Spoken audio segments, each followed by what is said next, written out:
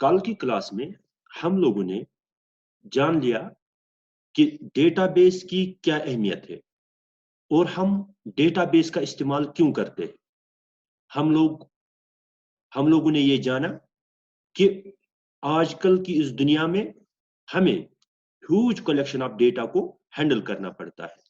जो मुख्तलिफ ऑर्गेनाइजेशंस है, मुख्तलिफ जो ऑर्गेनाइजेशंस है, उनको बहुत ह्यूज अमाउंट ऑफ डेटा, उनको ह्यूज कलेक्शन ऑफ डेटा को उनको हैंडल करना पड़ता है, उसको मैनेज करना पड़ता है। तो इसके बाद हम लोगों ने सिंपल सी डेफिनेशन जानी। हम डेटा के बारे में ऑलरेडी जानते हैं।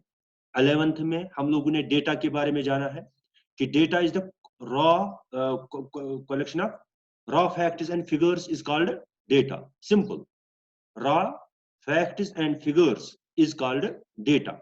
जैसे फॉर एग्जांपल हम बैंक कस्टमर्स की बात करते हैं, उनका डेटा क्या होता है? कस्टमर का नाम, कस्टमर की पेरेंटेज, कस्टमर का एड्रेस, कस्टमर का फोन नंबर, उसकी ईमेल आईडी, उसका पैन नंबर, उसका आधार नंबर, उसका एड्रेस। ये सब किस में आता है? डेटा में आता है। किसी की वॉइस, किसी की पिक्चर, ये सब कुछ डेटा में आता है। और इसी डेटा को हम लोगों को हैंडल करना पड़ता है।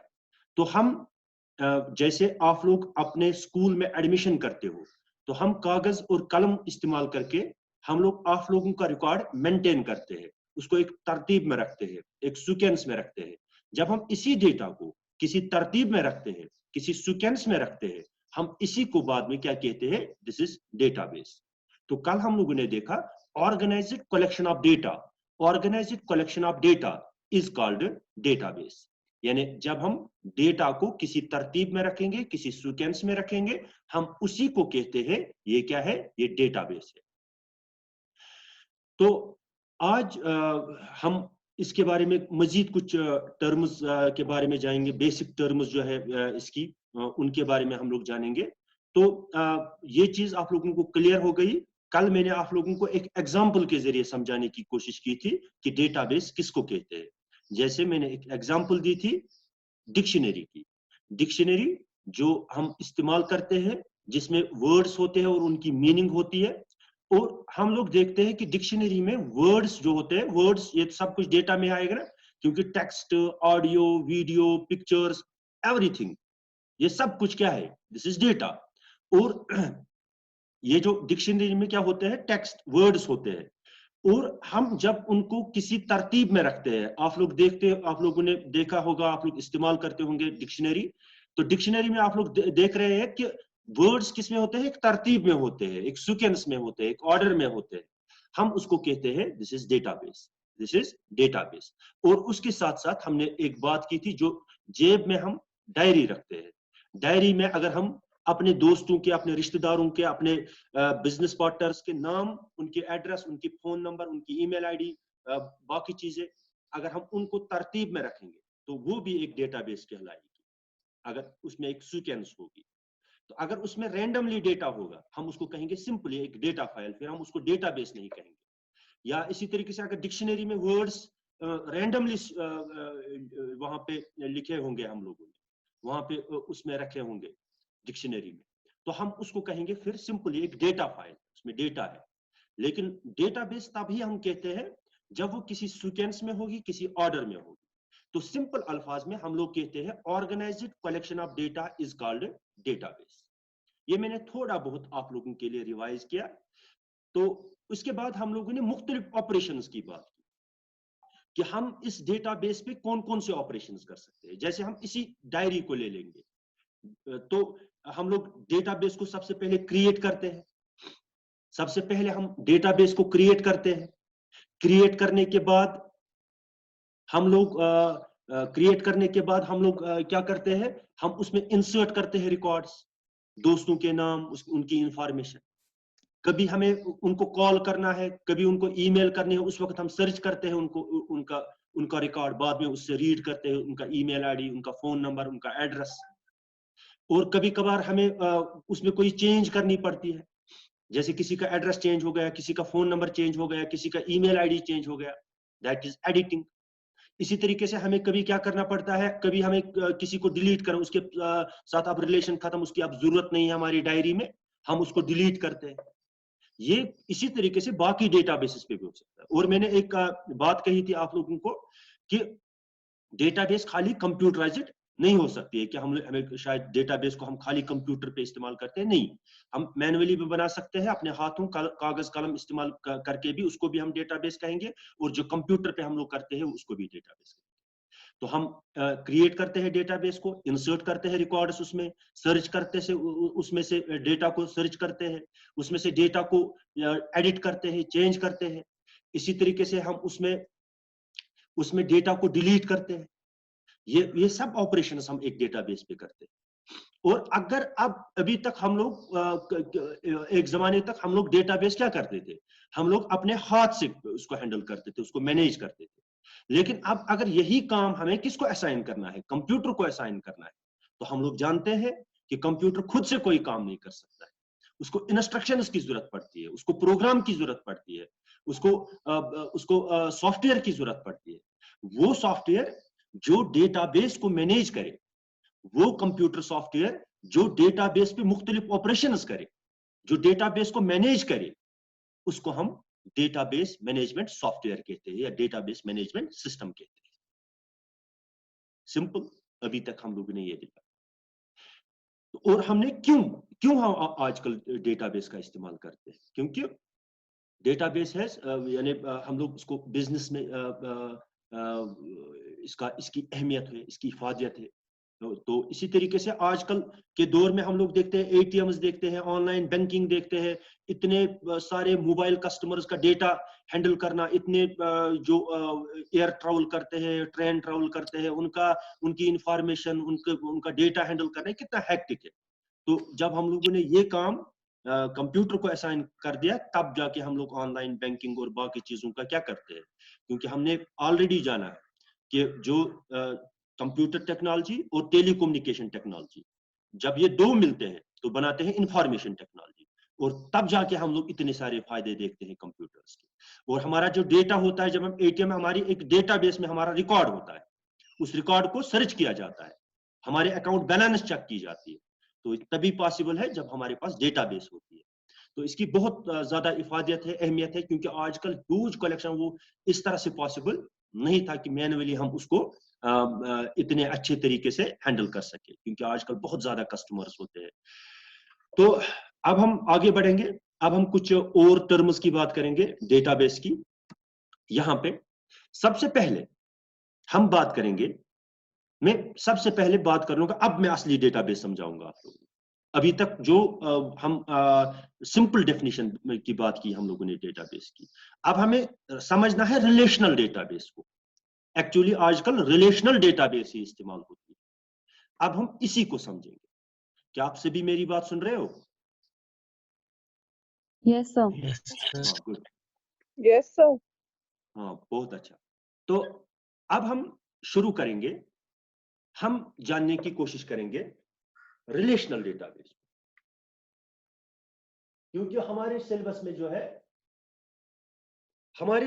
जो है, वो है relational database management system. Relational database management system, कल हम लोगों ने simple data, database management and system, इन चीजों की बात की। तो अब हम आज बात करेंगे किस चीज की, असल में हमें जो डेटाबेस पढ़नी है, रिलेशनल डेटाबेस। रिलेशनल डेटाबेस में क्या है, सबसे पहले हम लोग इसमें टेबुलर फॉर्मेट, इसमें टेबल्स में, रोज और कॉलम्स में डेटा स्टोर करते हैं। तो बुनियादी चीज जो होती है एक टेबल की, होती है सेल। जैसे हम माइक्रोसॉफ्ट एक्सेल में देखते हैं सेल, सेल में हम वहां डेटा रखते हैं, सेल हो गई सेल। एक चीज की हम बात करेंगे, जैसे एंटिटी, कोई भी चीज, कोई भी पर्सन, कोई भी जगह, कोई भी ऑब्जेक्ट, कोई भी इवेंट, दिस इज एंटिटी। जैसे स्टूडेंट, आप स्टूडेंट हो, आप लोग हमारे लिए एक एंटिटी हो। बैंक का कस्टमर है, उनका एग्जामिनेशन एक एंटिटी है, बुक एक एंटिटी है, बैंक्स के कस्टमर्स एंटिटी, लोन, मुख्तलिफ किस्म के लोन होते हैं, वो भी एक एंटिटी होती है। और इन एंटिटीज के दरमियान एक रिलेशनशिप होती है, जैसे student appears in exam, student gets book from library, ऐसे टीचर टीच स्टूडेंट, टीचर भी एक एंटिटी है, स्टूडेंट भी एक एंटिटी है, बुक भी एक एंटिटी है, एग्जामिनेशन भी एक एंटिटी है। ठीक है, कोई भी पर्सन हो, प्लेस हो, कोई ऑब्जेक्ट हो, कोई इवेंट हो, ये एंटिटी होती है। और इसी एंटिटी के मुतालिक इसी इन्हीं एंटिटीज के जो एट्रीब्यूट्स है, एट्रीब्यूट क्या है, जैसे आप लोग स्टूडेंट एक एंटिटी है हमारे लिए, स्टूडेंट का नाम होता है, ये एक एट्रीब्यूट है उसका। फील्ड बोलो, फील्ड बोलो, एट्रीब्यूट बोलो, या कॉलम बोलो, कॉलम। तो हर किसी एंटिटी के अपने अपने एट्रीब्यूट्स होते हैं। जैसे हम बैंक कस्टमर लेंगे, उसका उसका नाम होता है, ये एक एट्रीब्यूट है उसका। उसकी पेरेंटेज होती है, ये उसका एक एट्रीब्यूट है। उसका एड्रेस होता है, उसका फोन नंबर होता है, उसका ईमेल आईडी होता है, उसका एड्रेस होता है, फोन नंबर, आधार नंबर होता है, पैन नंबर होता है, ये सब उसके क्या है, attributes. Smallest piece of meaningful information, smallest piece of meaningful information, ये आप लिख देंगे, इज कॉल्ड फील्ड या एट्रीब्यूट, या हम कॉलम कहते हैं। जैसे स्टूडेंट है, स्टूडेंट नेम, पेरेंटेज, ये नेम जो है, नेम अगर हम खाली अलग से लेंगे, नेम ये एक एट्रीब्यूट है, एक attribute. Smallest piece of meaningful information, एक मीनिंगफुल इंफॉर्मेशन का एक छोटा सा हिस्सा। अगर हम खाली नेम लेंगे, नाम, नेम, हम ऊपर देखेंगे इसके ऊपर नाम, नेम लिखा है, नीचे बहुत सारे नाम लिखे हैं लोगों के, तो हम कहेंगे कि ये किसी मीनिंगफुल इंफॉर्मेशन का हिस्सा है। लेकिन ये क्लियर नहीं है कि ये मजदूरों का नाम है, ये बैंक कस्टमर्स का नाम है, ये मोबाइल कंज्यूमर्स का नाम है, ये स्टूडेंट्स का नाम है, या एम्प्लॉइज का नाम है, ये टीचर्स का नाम है, या स्टूडेंट्स का नाम है, पता नहीं। लेकिन ये एक मीनिंगफुल इंफॉर्मेशन का एक छोटा सा हिस्सा है। Smallest piece of meaningful information is called field या एट्रीब्यूट या कॉलम। क्योंकि जब हम रिलेशनल डेटाबेस की बात करते हैं, वहां पे डेटा स्टोर होता है इन टेबुलर फॉर्म, और टेबल बनता है सेल से। सेल में असल में हम डेटा रखते हैं, सेल में। और ये जो टेबल बना होता है, ये बना होता है रोज एंड कॉलम्स का। टेबल बना होता है रोज एंड कॉलम्स का। टेबल बना होता है ऐसे,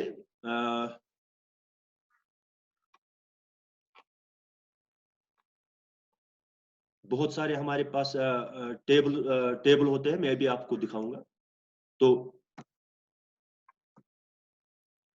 ऐसे ऐसे ये भी एक टेबल है, यहां पे आप लोग देख सकते हो। First name, last name, gender, age, ये क्या है, दिस इज ये एक एट्रीब्यूट है इसका। फर्स्ट नेम एक एट्रीब्यूट है, लास्ट नेम एक एट्रीब्यूट है। इसी तरीके से जो फॉर एग्जांपल वेट, ठीक है, दिस इज एट्रीब्यूट। तो आप लोग एट्रीब्यूट को समझने की कोशिश कीजिए। एंटिटी, कोई भी इन्हीं एंटिटीज के बारे में हमें इंफॉर्मेशन स्टोर करनी होती है, डेटा स्टोर करना होता है। एंटिटी, अगर आप लोगों को एग्जाम में आ गया व्हाट इज एंटिटी, बस simple, place, person, place, object और इवेंट, दिस इज एंटिटी, ये एक एंटिटी है।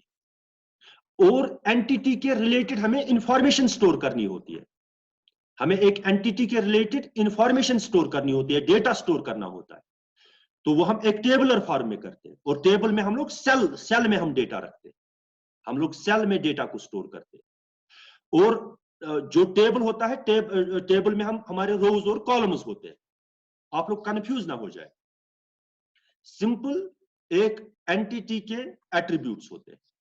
एट्रीब्यूट मतलब फॉर एग्जांपल स्टूडेंट को ले लेते हैं, उसका नाम है, उसकी पेरेंटेज है, उसका एड्रेस है, उसका डेट ऑफ बर्थ है, ये सब आप लोगों के क्या है, दीज आर द एट्रीब्यूट्स। इसी तरीके से हर कोई किसी प्रोडक्ट को लेंगे, प्रोडक्ट का एक नाम होता है, उसका एक प्राइस होता है, उसका एक यूनिक नंबर होता है, वो उसके एट्रीब्यूट्स है। उसका प्राइस होता है, उसका कलर होता है, उसका साइज होता है, ये उसके एट्रीब्यूट्स है।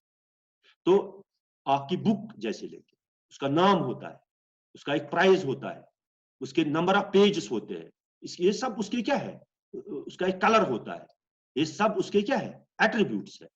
और एट्रीब्यूट क्या होता है सिंपल अल्फाज में, एट्रीब्यूट आप लिखेंगे smallest piece of meaningful information. जैसे फॉर एग्जांपल हम लोग नेम उठाएंगे, अलग से नेम उठाएंगे, ये एक एट्रीब्यूट है। और बहुत सारे स्टूडेंट्स के नाम लिखे हैं, नाम लिखे हैं, स्टूडेंट्स के नहीं, लेकिन हम लोग ये डिसाइड नहीं कर सकते हैं, एट्रीब्यूट तो है, ये किसी मीनिंगफुल इंफॉर्मेशन का एक हिस्सा है, लेकिन इस पे हम डिसाइड नहीं कर सकते हैं कि ये कौन सा नाम है, किसका नाम है। उसके बाद हम एक स्टेप और चलते हैं आगे, उसमें हम लोग क्या देखते हैं, उसमें हम देखते हैं record, collection of related fields, collection of related attributes, collection of related columns. जब बहुत सारे रिलेटेड कॉलम्स मिलते हैं, जैसे student name, parentage, address, class, ये क्या है, ये रेलेवेंट है। स्टूडेंट का नाम, इसकी पेरेंटेज, इसका एड्रेस, इसी स्टूडेंट का, ये रिलेटेड है एक दूसरे के साथ। वरना नाम एक का होगा, ठीक है, पेरेंटेज मजदूर की होगी, और फोन नंबर बैंक का कंज्यूमर्स का होगा, इसको हम रिकॉर्ड नहीं कहेंगे। Collection of related records, collection of related fields, collection of related fields is called record, उसको हम रिकॉर्ड कहते हैं। या दूसरा नाम हम उसको टपल कहते हैं, रिकॉर्ड, रो और टपल। तो डेटाबेस टर्मिनोलॉजी में हम इसको टपल कहते हैं। जब रिलेटेड फील्ड्स आपस में मिलते हैं, related attributes, related columns, column आप लोगों ने समझा ना अब क्या है, इसको हम एट्रीब्यूट कहते हैं, इसको हम फील्ड कहते हैं, दो नामों से करते हैं। कभी ऑब्जेक्टिव्स में भी आता है कंफ्यूज करने के लिए, वो आप लोगों को कहते हैं कि फील्ड का दूसरा नाम क्या है, एट्रीब्यूट, ठीक है, ये आता है। या एट्रीब्यूट बजाते खुद क्वेश्चन आता है, what is attribute, smallest piece of meaningful information. Example name, parentage, address, ऐसे रोल नंबर, मार्क्स, ये सब एट्रीब्यूट्स है। और जब रिलेटेड एट्रीब्यूट्स मिलते हैं, तो हम उसको कहते हैं दिस इज रिकॉर्ड। वो बाद में क्या बनाता है, एक रिकॉर्ड बनाता है। तो मैं थोड़ा स्क्रीन पे चला जाता हूं कुछ टाइम के लिए।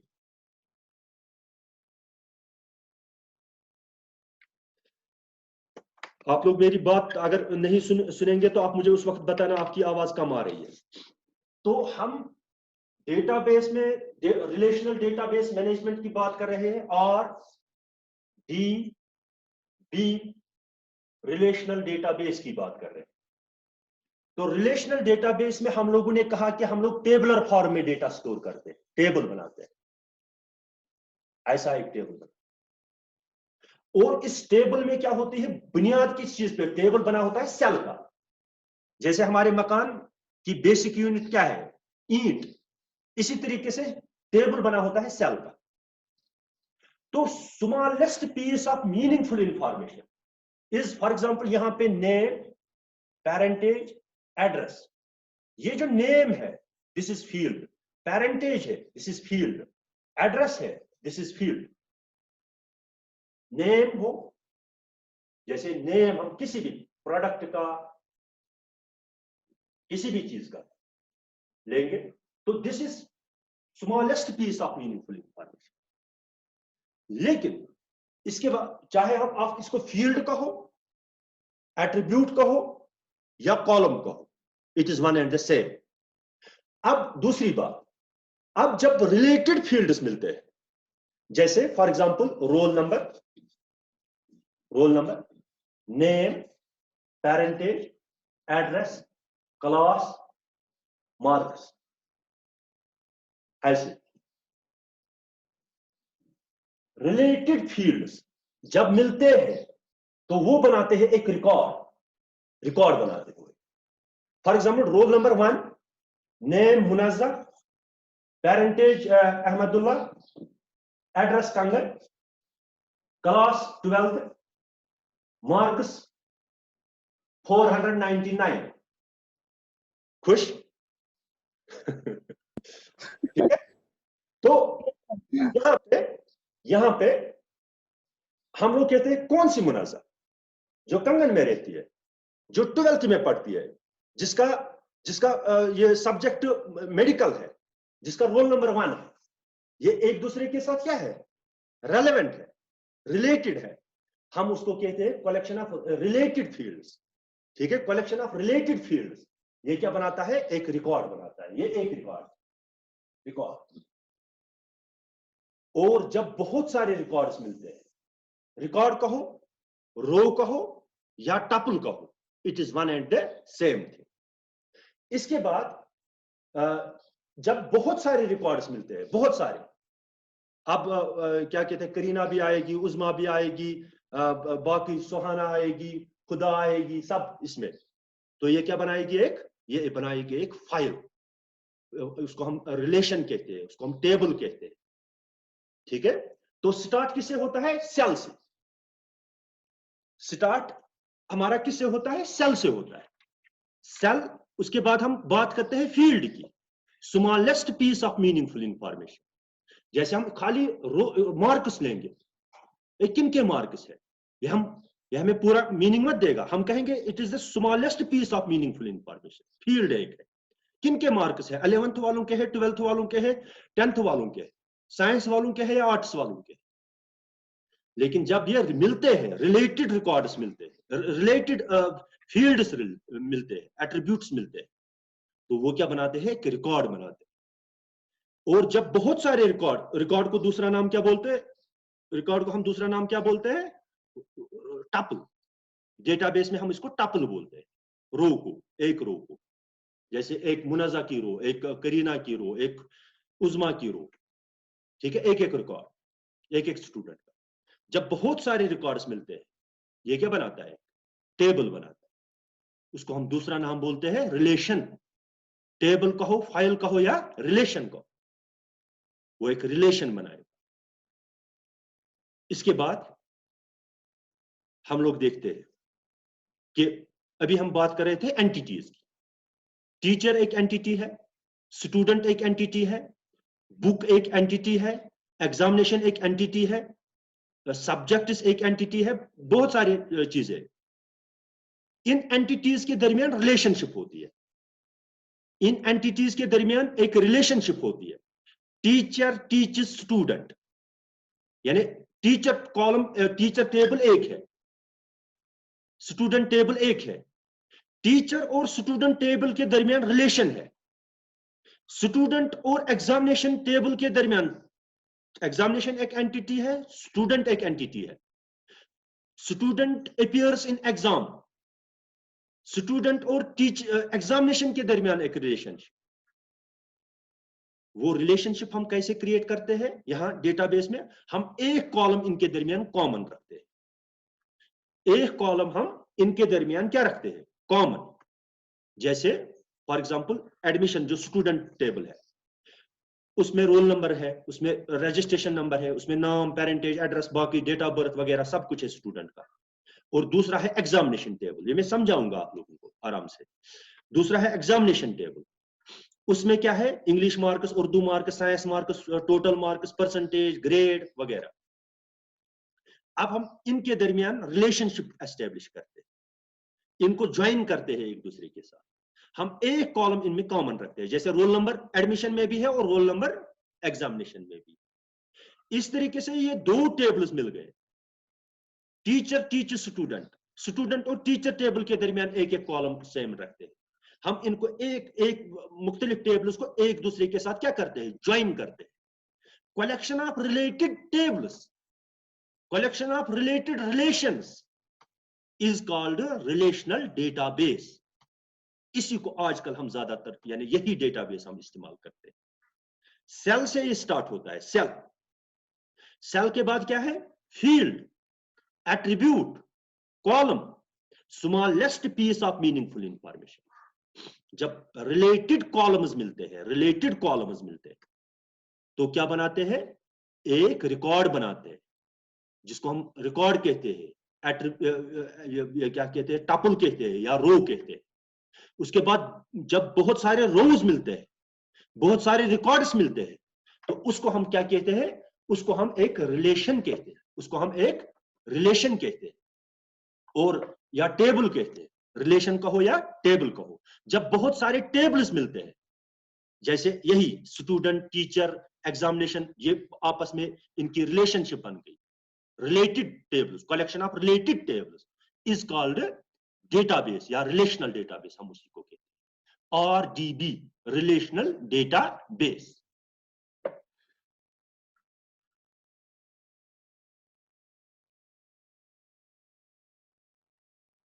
इतना काफी है आज।